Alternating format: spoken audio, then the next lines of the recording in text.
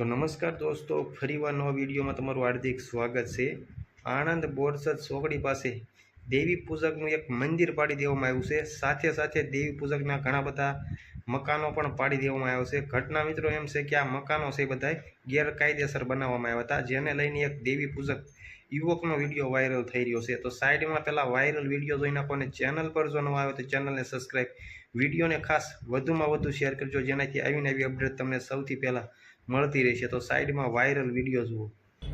નમસ્કાર મારા વાલા ચાહક મિત્રો, જય માતાજી। હું છું આપનું કિરણ જાણુને જણાવતા ખૂબ જ દુઃખ થાય છે કે હમણાં આણંદમાં બોરસદ ચોકડી જે દબાણ હટાવી એમાં વધુમાં વધુ દેવી પૂજક સમાજના ઘરો પાડી દીધા છે, ઝૂંપડા પાડી દીધા છે, મંદિરો પાડી દીધા છે।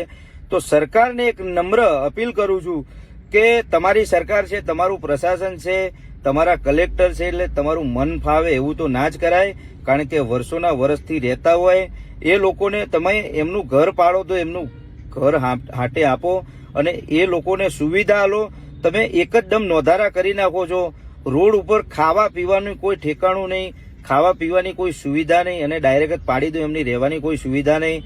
તો સરકારને એક નમ્ર વિનંતી કરું છું કે મોટા મોટા બિલ્ડરો જે વહીવટ કરીને પોતાની જે સરકારી જગ્યાએ પોતાની બનાવી લે છે, તમે એમને તો કશું કહેતા નહીં, પણ ગરીબ લોકો જે દેવી પૂજક સમાજના વધુમાં વધુ લોકો છે, વચ્ચે વિરમગામમાં પણ આવું કર્યું, હમણાં આ બોરસદ ચોકડી પણ આવું કર્યું, ખાલી દેવી પૂજક સમાજ જ તમને દેખાય છે।